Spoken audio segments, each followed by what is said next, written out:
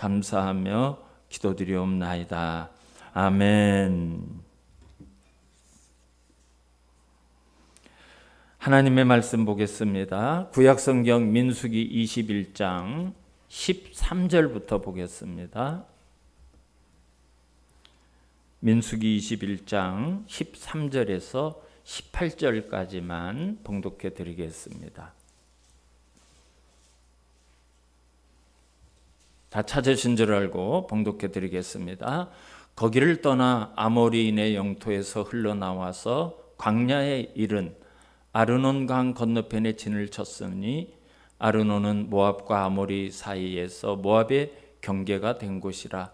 이러므로 여호와의 전쟁기에 일렀으되 수바의 와헙과 아르논 골짜기와 모든 골짜기의 비탈은 아르고를 향하여 기울어지고 모압의 경계에 닿았도다 하였더라. 거기서 부엘에 이르니 부엘은 여호와께서 모세에게 명령하시기를 백성을 모으라. 내가 그들에게 물을 주리라 하시던 우물이라. 그때 이스라엘이 노래하여 이르되 우물물아 솟아나라. 너희는 그것을 노래하라.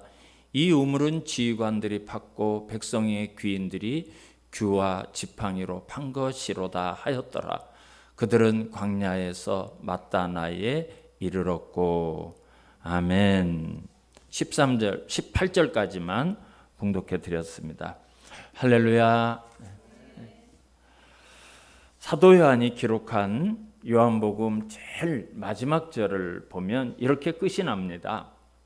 예수께서 행하신 일이 이 외에도 많으나 만일 낱낱이 기록된다면 이 세상이라도 이 기록된 책을 두기에 부족할 줄 아노라 그랬어요.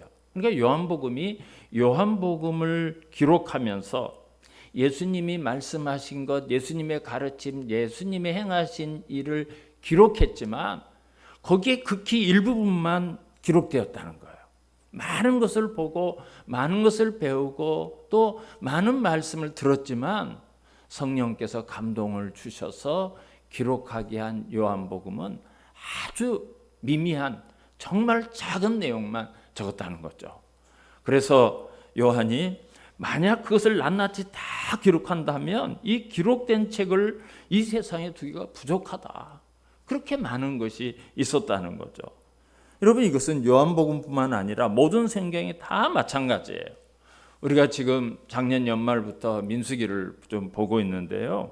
민수기 13장을 보면 이제 출애굽해서 2년째에 되는 해에 2년이 지나고 기록을 한 사건들이 쭉 기록이 되어 있어요. 그러니까 애굽에서 나와서 2년 됐을 때 그때의 일을 기록해요. 그리고 이제 장면이 바뀌어서 하나의 사건이 지나간 다음에 20장에 오면 광야 40년째 해요. 그러니까 38년 동안의 사건과 그런 38년 동안에 있었던 일은 성경에 기록되지 않은 거예요. 민수기에. 그래서 우리가 출애굽 사건도 정말 성경에 지극히 일부분만 기록되었구나, 그런 거를 알 수가 있습니다. 오늘 설교 제목이 우물의 노래예요. 우물의 노래. 근데 여러분, 오늘 본문에 우물의 노래라고 나와 있지만 사실은 이 노래가 여호와의 전쟁기라는 이스라엘 역사책에 기록되어 있는 내용입니다. 14절을 한번 보시면 이러므로 여호와의 전쟁기에 일렀으되 그랬어요. 이 여호와의 전쟁기가 책 이름이에요. 여호와의 전쟁기에 일렀으되 그랬어요. 그러니까 그 전쟁기에 기록된 내용이라는 거예요. 오늘 본문에 나오는 내용이에요.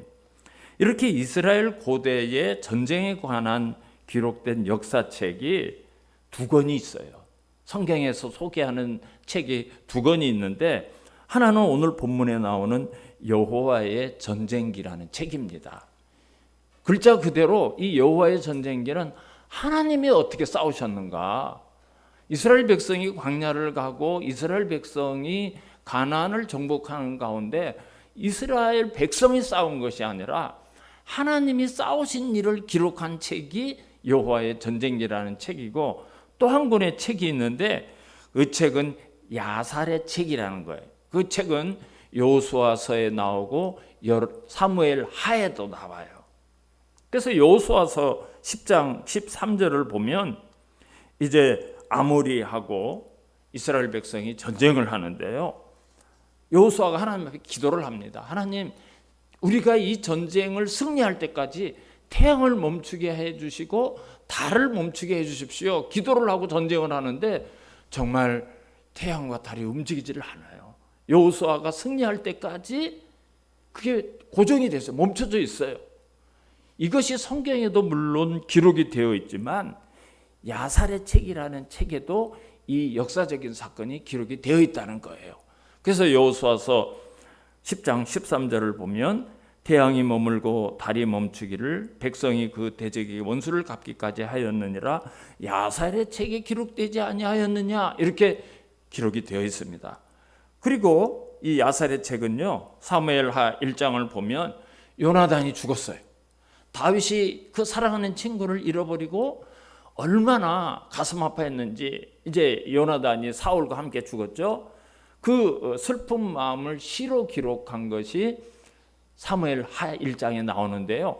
그 내용이 그대로 아살의 책에도 기록되어 있다. 이렇게 소개하는 내용을 볼 수가 있습니다.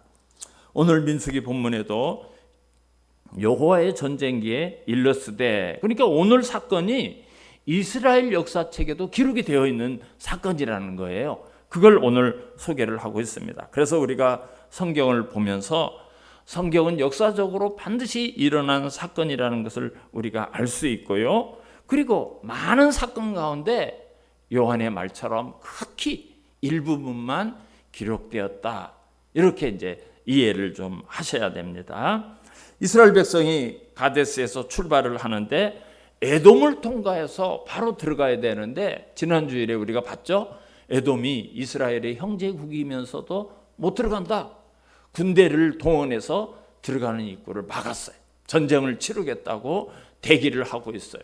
하나님이 야, 에돔은 너희들에게 한 발자국도 주지 않았다. 하나님이 그렇게 말씀을 하셨기 때문에 부득불 이제 빙 돌아서 홍해 바닷길로 먼 곳을 돌아서 요단강을 향해서 갑니다. 이제 요단강을 가기 위해서는 모압이라는 나라를 반드시 지나가야 돼요.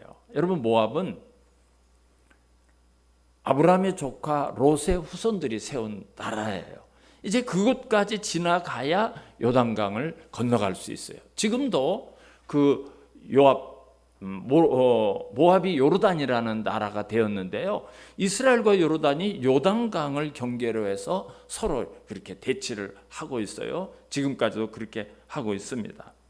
근데 10절 말씀을 보시면 이스라엘 자손이 그것을 떠나 오봇에 진을 쳤고, 또 11절에도 또 진을 쳤고, 12절에도 진을 쳤고, 13절에도 진을 쳤고, 계속해서 진을 쳤다는 이야기가 이렇게 나오고 있습니다. 여러분, 진을 쳤다는 것은 군사 용어예요. 군사. 상대방과 군인들이 싸우기 위해서 좀 더 유리한 곳에 군대를 주둔시키는 게 진을 쳤다고 하는 거예요. 그러니까 성경에 계속해서 진을 쳤다, 진을 쳤다 이렇게 나오는 것은 가면서 계속 전쟁을 했다는 거예요. 가는 길에 있는 나라들이 못 가게 하고 또 그것을 공격하고 이스라엘은 그들과 싸우면서 이제 계속해서 여기까지 왔다는 것을 말하고 있습니다. 드디어 모압을 지나야 되는데 오늘 본문을 보니까 모압의 경계 지점까지 왔어요. 13절을 한번 보시면 제일 끝부분에 그랬죠. 모압의 경계가 된 곳이라. 아르논은 모압과 아모리 사이에서 모압의 경계가 된 곳이라. 거기에 진을 쳤어요. 모압의 경계가 된 곳에 이제 진을 쳤습니다. 그래서 이 모압의 경계까지 왔다는 것은 앞에서 말씀드린 것처럼 이스라엘 고대의 역사서인 여호와의 전쟁기에도 기록이 되어 있는 내용이에요. 14절에 그렇게 되어 있죠.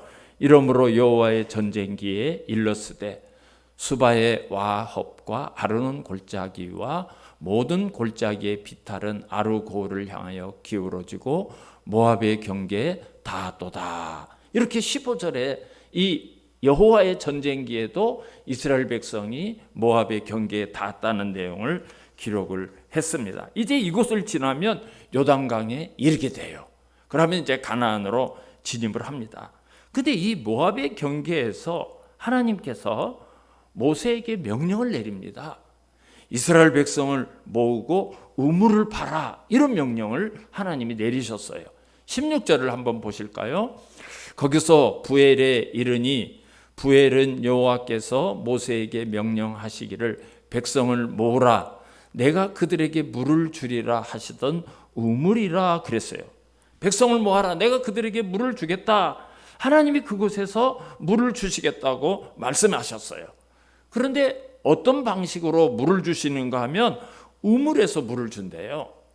여러분, 우물이 거기 기다리고 있는 것이 아니라 이스라엘 백성들이 우물을 파면 그곳에서 물이 나오겠다는 거예요. 그래서 17절, 18절은 여호와의 전쟁기에 기록되어 있는 우물의 노래의 일부분입니다. 그 책의 역사책에 기록된 우물의 노래라는 내용의 일부분이에요. 사람들이 우물을 팠더니 광야에서 막 물이 솟아 나오는 거예요. 그래서 그것을 보면서 막 기쁨의 노래를 부르는 그런 모습이 오늘 본문이에요. 혹 우리 성도님들 가운데 목사님, 그게 뭐 대수입니까? 우물을 파면 당연히 물이 나오는 게 아닙니까? 이렇게 말씀하실 분이 계실 수 있어요. 여러분, 그렇지 않습니다. 팔레스타인은 기본적으로 물이 없어요. 물이 없어요. 1년 강우량이 우리하고는 비교할 수가 없어요. 여러분, 우리는 여름에 하루에 100mm도 오고 200mm도 비가 오죠. 엄청나게 요즘 비가 많이 와요. 근데 이 광야 지방에는 1년 내내 비가 와봤자 적은 곳은 동쪽으로 갈수록 1년에 50mm, 좀 많이 오는 곳은 200mm 정도 와요. 그러니까 우리 하루 오는 게 이 광야는 1년 내내 내리는 비의 총량이에요. 거기다가 날씨가 원체 더우니까 비가 와도 햇빛이 짱 뜨면 다 증발하고 물이 없어요. 이스라엘 지방, 이집트 같은 경우에는 연평균 강우량이 60mm라고 하더라고요. 그러니까 카이로에 지붕이 없는 집들이 굉장히 많아요.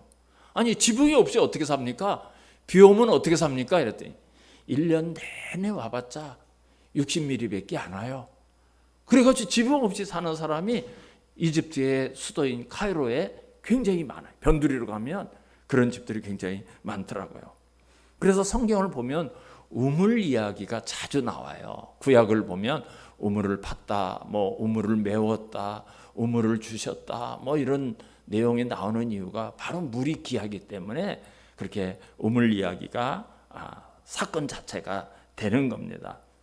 아브라함이라든지 야곱의 생애를 보면 정말 드라마틱한 내용이 참 많죠.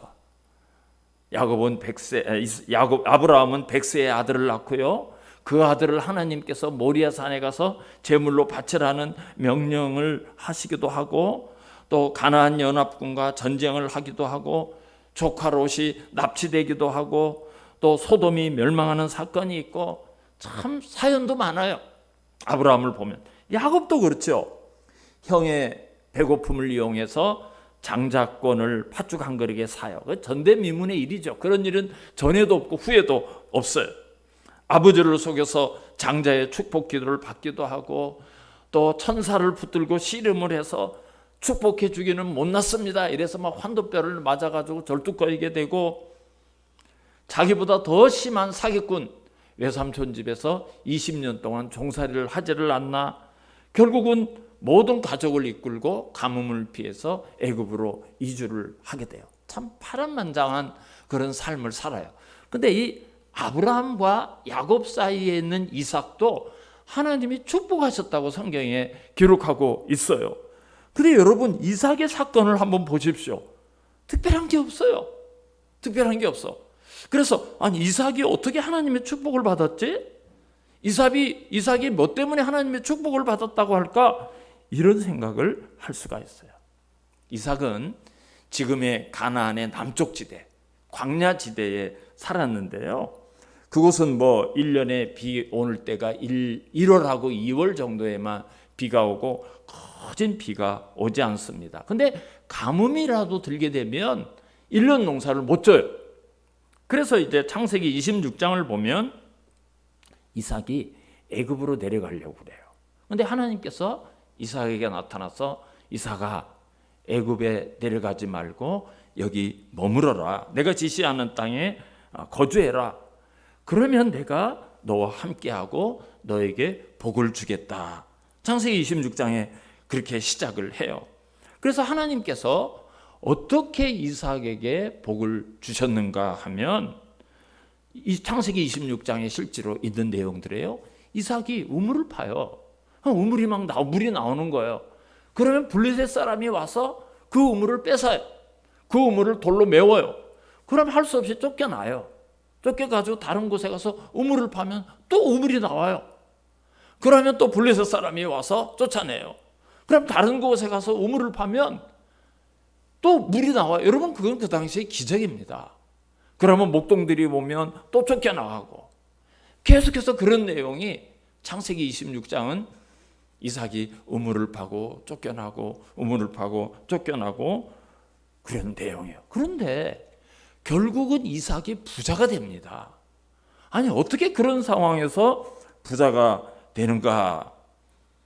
이삭을 쫓아냈던 블레셋 왕이 아비멜렉을 찾아와요. 창세기 26장 28절과 29절을 보면, 그래서 당신 나를 쫓아내고는 왜 나를 찾아왔어? 이삭이 그렇게 물어요. 그랬더니 이 블레셋 아비멜렉 왕이 뭐라고 말하는가?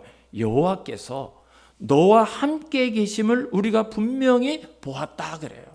야, 너를 보니까 정말 네가 믿는 신 여호와가 너와 함께 하더라. 야, 우리 조약을 맺자. 나는 너를 공격하지 않고 너는 우리를 공격하지 않고 우리가 함께 살자. 너는 여호와께 복을 받은 자다. 여러분, 이렇게 얘기해요. 그러니까 한 국가의 왕이 그냥 평범한 이방 사람 이삭을 찾아와서 야, 너는 정말 복을 받은 사람인데 우리 조약을 맺고 같이 살자. 이렇게 됩니다. 이렇게 돼요. 하나님을 모르는 이방 왕이 하나님으로부터 복을 받은 자라고 인정을 해요. 사랑하는 우리 성도님들도 이런 복이 있으시기를 주님의 이름으로 축원합니다. 그래서 오늘 이스라엘 백성이 가데스를 떠나서 많은 전투를 하면서 모압 땅까지 왔는데요. 여러분, 하나님이 이곳에서 우물을 예비를 해 두셨어요. 그러니까 이스라엘 백성이 사실은 여기까지 온 것이 자기들은 우리는 죽었다, 하나님 왜 그러냐 원망하고 불평하지만 하나님의 인도와 보호하심으로 여기까지 온 거예요. 여기까지 오는 길에도 가데스에서 출발해서 진을 치고 계속 성경에 이런 내용이 나와요. 얼마나 고단했겠습니까? 만나는 부족들과 만나는 나라들과 전쟁을 하면서 여기까지 온 거예요. 근데 하나님께서 그들의 목마름을 아시는 겁니다. 야, 여기서 모여서 우물을 파라, 이런 명령을 내렸는데요. 그래서 그것을 팠더니 막 물이 솟아올라요. 17절 18절을 한번 보겠습니다. 그때 이스라엘이 노래하여 이르되 우물물아 솟아나라, 너희는 그것을 노래하라. 이 우물은 지휘관들이 팠고 백성이 귀인들이 귀와 지팡이로 판 것이로더라 하였더라 그랬습니다. 그때에 여러분, 이때는 이스라엘 백성이 우물을 파기 시작했을 때요. 근데 물이 몇 개의 우물에서 나왔을까요? 우물을 하나 정도 했을까요? 2개 정도 했을까요? 여러분, 200만 명이 넘는 사람이 먹으려면 우물이 얼마나 많아야 되겠습니까? 200만 명이 넘는 사람이 우물을 먹어요.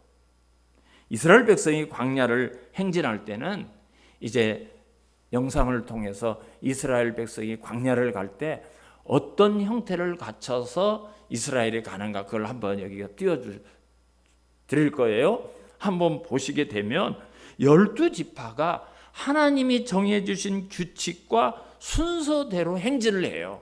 그리고 이것이 딱 멈추면 그들이 가운데 장막을 두고 동서남북으로 3개 지파씩 그렇게 자리를 잡아요. 여기 보면 진행 방향이 나오죠. 제일 앞에 언약궤가 서고 레위 지파가 앞장을 서요. 그 다음에 유다 지파가 서고, 그 다음에 루벤 지파가 서고, 에브라임 지파가 서고, 단 지파가 서고, 이렇게 일정한 형식을 갖춰서 쫙 나가고, 그리고 멈추게 되면 언약 장막을 가운데도 두고 이렇게 둘러싸게 되는 거예요. 그래서 오늘 우물이 나왔다는 것은 그냥 어디 한 군데 치고 한 군데 나온 것이 아니에요. 18절에 보면 이 우물은 지휘관들이 팠고 그랬어요. 지휘관들이 팠고 백성의 귀인들이 규와 지팡이로 판 것이로다. 이게 무슨 말인가 하면 유다 지파의 지휘관이 여기다 우물을 파라. 그럼 우물이 솟아나는 거예요. 레위 지파의 지휘관이 자기들이 있는 곳에서 우물을 파라 했더니 우물이 솟아나오는 거예요. 에브라임 지파의 지휘관이 자기들이 장막 있는 곳에서 우물을 파라면 거기서 물이 나오는 거예요. 단 지파의 지휘관이 우물을 파라면 거기서 물이 솟아나오는 거예요. 여러분, 그러니까 모든 백성들이 기뻐서 아니 이런 일이 어떻게 일어나지? 이렇게 놀라운 일이 어떻게 일어날 수가 있지? 우물 하나만 해도 정말 대대로 조상 대대로 쭉 이어가는 그런 가보와 같은 건데 파는 곳마다 우물이 막 나오는 거예요. 그 얼마나 신기하고 황홀한 그런 광경입니까? 그래서 여호와의 전쟁기에도 이게 기록이 되어 있고 이 노래가 바로 우물의 노래라는 그런 이야기입니다. 사랑하는 성도 여러분, 오늘 본문은 우리에게 아주 귀중한 두 가지 교훈을 주고 있습니다. 첫째는 하나님의 사랑을 보여주는 거예요. 하나님의 사랑을 보여주는 겁니다. 하나님은 전능하신 하나님이십니다. 전능하신 분이에요. 말씀으로 천지를 창조하시고 온 우주 만물을 지금도 섭리하시고 주관하시고 역사를 만들어 가시는 하나님입니다. 그리고 우리에게 은혜 베푸시기를 원하시고요. 우리를 축복하시는 하나님이에요. 여러분, 송구영신 때 민수기 6장 23절에서 27장의 내용을 가지고 제가 말씀을 드렸어요. 민수기 6장 23절에서 27장의 내용을 보면 하나님께서 모세와 아론에게 말씀합니다.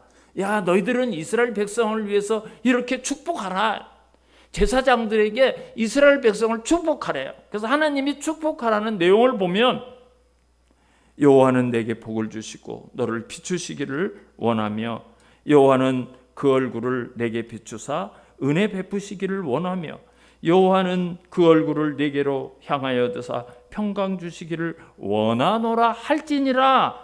이같이 내 이름으로 축복하면 내가 그들에게 복을 주리라. 하나님의 약속이에요. 야, 이스라엘 백성에게 이렇게 축복해. 그러면 내가 이런 축복을 내려줄 거야. 이게 하나님의 마음이고요. 하나님이 우리를 향한 사랑이고요. 하나님의 계획이에요. 우리를 축복하는 게. 하나님은 이런 하나님이에요. 그러면 이런 하나님이 왜 이스라엘 백성을 광야로 인도하십니까? 아니, 출애굽해가지고 왜 홍해바다에 딱 막혀가지고 앞에는 홍해바다가 있게 하고 뒤에는 애굽 병사가 추격해서 이스라엘 백성이 죽을 수밖에 없는 그런 상황에 두십니까? 여러분, 그것은 하나님이 더 좋은 길로, 더 편한 길로 갈 수도 있어요. 왜 바닷길로 인도하십니까? 그들을 인도하시는 하나님이 어떤 하나님인가를 보여주시는 거예요. 아무리 바다가 가로막아도, 아무리 많은 대적이 몰려온다 할지라도, 지금 상황은 우리가 다 죽었다고 말할 수 없는 상황이 된다 할지라도 우리를 인도하시는 하나님이 어떤 하나님인가? 그 하나님을 배우는 거예요. 그 하나님을 의지하게 만드는 하나님의 훈련 과정입니다. 이스라엘 백성이 울고불고 우리는 다 죽었다, 애굽으로 돌아가자, 우리를 애굽에 놔두라 하지 않았더냐, 그렇게 말하지 않아도 하나님은 그들을 바다를 갈라서 마른 땅으로 걷게 하실 계획이 있었고 그런 하나님의 작정이 다 있었던 거예요. 근데 그 하나님이 일하시는 거를 기다리지 못하고 우리는 죽었다 울고불고 거기서 요란한 그런 소동을 일으켜요. 이스라엘이 애굽에서 어떻게 나왔습니까? 10가지 재앙을 통해서 마지막 10번째는 유월절 심판을 통해서 애굽의 모든 장자들이 다 죽었어. 다 죽었어. 근데 이스라엘은 한 명도 안 죽었습니다. 그것을 똑똑히 봤어요. 똑똑히 봤어요. 생사의 주권은 하나님께 있다. 하나님이 심판하시려면 죽을 수밖에 없고 하나님이 살리시면 모든 사람이 죽는 가운데도 산다. 그거를 생생하게 경험한 사람이 이스라엘 백성이에요. 그런데도 하나님을 못 믿어요. 하나님을 못 믿는 거예요. 하나님의 때까지 인내하지 못하고 작은 일에도 원망하고 불평하고 심지어 하나님을 대적하게 했어요. 홍해를 건너자 3일 만에 물이 떨어졌어요. 며칠이 지나고 양식이 떨어졌어요. 그러면 하나님이 애굽에서 그들을 이끌어내셨을 때 물을 공급해주고 양식을 공급해 주실 아무런 계획도 없이 그냥 무조건 이끌어내서 야 니들 마음대로 살아라 그러셨나요? 결국 하나님에 대한 믿음이 없기 때문에 하나님의 때까지 기다리지 못하고 거기에서 애굽으로 돌아오자 하나님에 대한 원망을 하게 되는 거예요. 다윗이 사울 왕을 대신해서 왕으로 기름 부음을 받았습니다. 하나님이 사무엘을 통해서 이제 다윗을 기름을 부어서 왕이 되겠다고 그렇게 안수를 했어요. 그런데 그때부터 오히려 다윗의 생애를 보면 더 많은 위기가 와요. 더 많은 고난이 있어요. 여러분 그 기간이 10년이 넘습니다. 그러면 하나님 나를 왕으로 삼아놓고는 왜 내가 이런 고난을 당합니까? 1년도 아니고 2년도 아니고 10년을 미리 기름 부어서 왕 삼아놓고 이게 뭐 하는 겁니까? 여러분 다윗이 그렇게 따지던가요? 한마디도 하나님께 원망하지 않습니다. 한마디도 하나님 앞에 불평하지 않습니다. 하나님이 왕위에 오르게 할 때까지 10년을 넘는 세월을 기다려요. 여러분 말이 10년이지 우리 같으면 하나님이 왕으로 삼는다 선지자를 보내서 기름을 부어놓고 10년이 넘도록 왕은커녕 더 어려운 고난에 막 들어가는데 가만히 있겠어요? 나 교회 안 다녀. 나 예수 안 믿어. 그런 하나님 필요 없어. 그랬을 거예요. 결국 다윗이 왕이 된 다음에는 모든 백성으로부터 존경을 받습니다. 여러분 사실은 사울이 왕일 때는 이스라엘 12지파가 완전하게 통일이 안 됐어요. 근데 다윗을 존경해서 12지파가 통일이 됩니다. 하나님의 일하심이에요. 지금도 이스라엘 백성들이 가장 존경하는 왕이 다윗 왕이에요. 이스라엘 국기가 다윗의 별이에요. 거기에 믿는 문양이 그 다윗의 별입니다. 그만큼 다윗을 존경하고 사랑해요. 하나님이 다윗을 어떻게 평가하셨습니까? 내 마음에 합한 자. 여러분 얼마나 영광스러운 이름이에요. 하나님이 다윗을 내 마음에 합한 자다 그랬어요. 그런데 다윗 앞에 왕이었던 사울은 왕이 된 지 2년째 해 블레셋과 전쟁을 하게 돼요. 이 전쟁하는데 정말 하나님이 한번 기도도 해주시고 우리가 드려지는 제사도 받아주시고 그러면 좋을 건데 사무엘 선지자를 빨리 와서 제사를 드려주시오. 알았어, 내가 가겠어. 그래서 길갈에서 전쟁을 하는데 오게 했던 그날에 사무엘이 안 오는 거예요. 그러니까 사무엘이 오는 것을 기다리지 못하고 제사장만 드리게 되어 있는 제사를 사울이 직접 집전을 해요. 자기가 제사를 드려버려요. 근데 하나님이 뭐라는가 하면 내가 너를 버려서 너 대신 다른 왕을 세우겠다고 사울에게 말씀하셔요. 하나님은 버리겠다고 말씀하셔요. 그 며칠을 기다리지 못해서 왕위에서 버림을 받습니다. 사랑하는 성도 여러분, 우리들도 마찬가지예요. 우리가 하나님을 믿되 전능하신 하나님으로 믿어야 돼요. 하나님을 시시한 세상의 어떤 힘 정도로 어떤 지도자 정도로 믿어서는 안 됩니다. 그리고 나에게 선하신 하나님으로 믿어야 돼요. 내가 이해가 안 되지만 내가 지금 하나님이 왜 그러세요? 하나님 앞에 반문하고 싶지만 내가 겪고 있는 고난과 환난이 이해가 안 되지만 하나님은 그런 고난과 모든 시련까지도 합력하여 선을 이루시는 분이다. 그런 흔들리지 않는 믿음이 좀 있어야 돼요.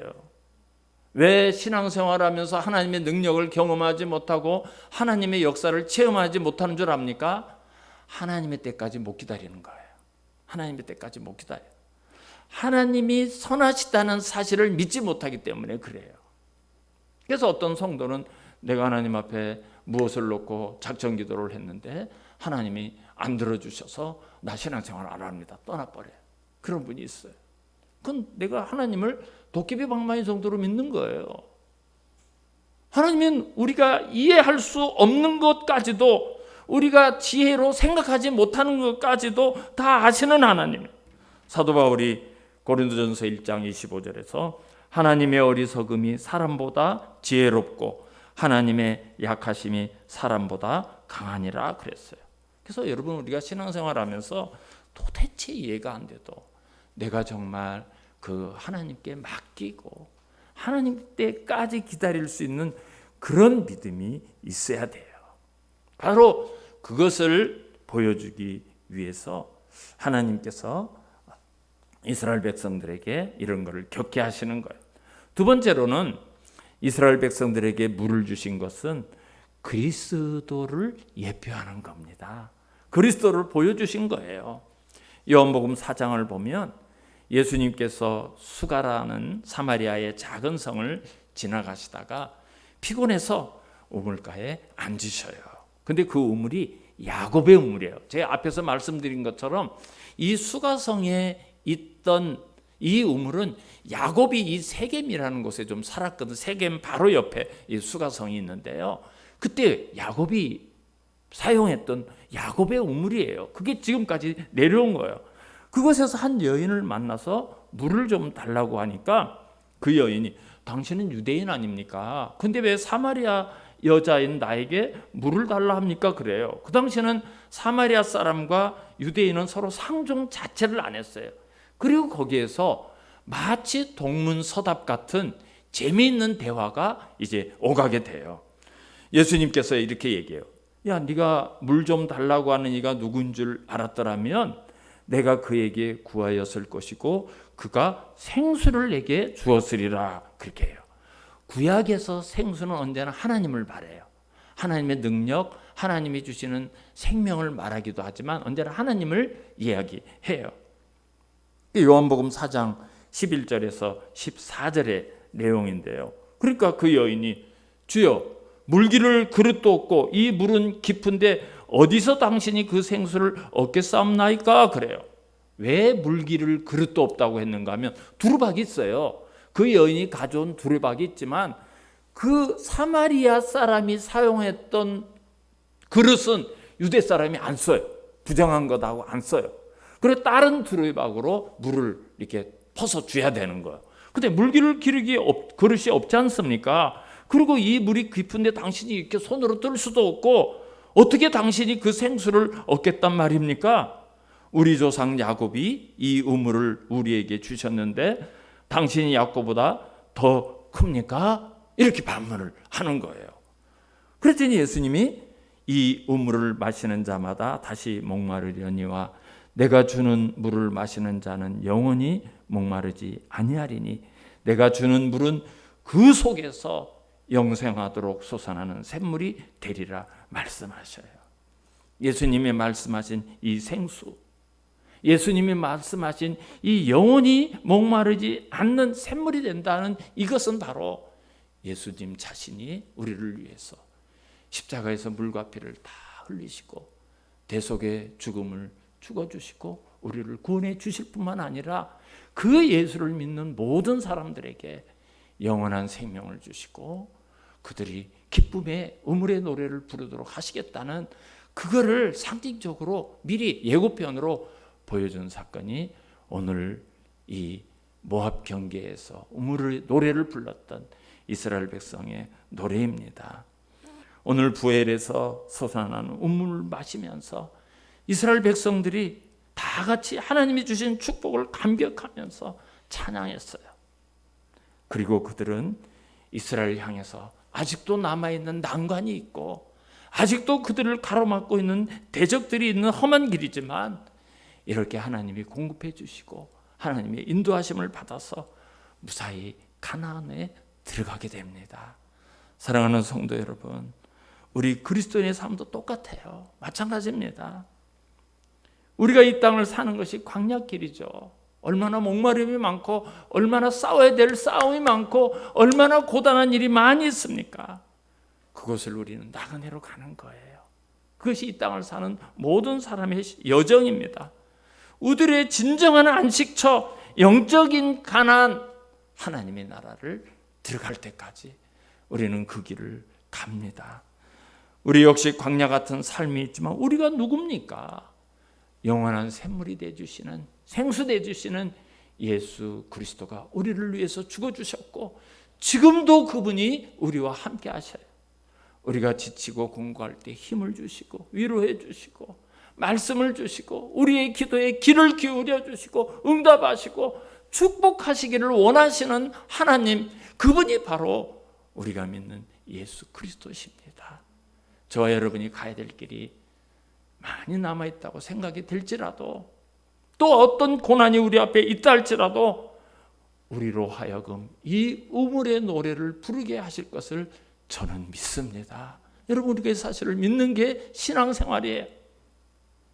혹 광야 같은 인생길에 어려운 일을 만난다 할지라도 낙심하지 마시고 좌절하지 마시고 또 하나님 앞에 원망하지 마시고 하나님이 어떻게 은혜를 주실까, 또 어떤 우물을 예비하시고 우리에게 그 목마름을 해결해 주시고 우리가 우물의 노래를 부르게 하실까, 이 믿음을 가지고 신앙생활에 승리하시고 또 가나안에 다 들어갈 수 있는 저와 여러분이 되시기를 주님의 이름으로 축원합니다.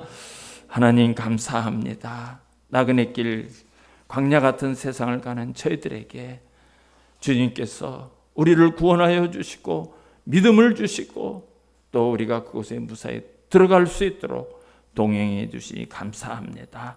이 땅을 살면서 지치고 공고할 때마다 우리 주님을 믿는 믿음이 흔들리지 않도록 하시고 우리가 기쁨과 감사의 찬송을 부르며 모두 다 승리하는 삶을 살게 하여 주시옵소서. 예수님의 이름으로 감사하며 기도드리옵나이다.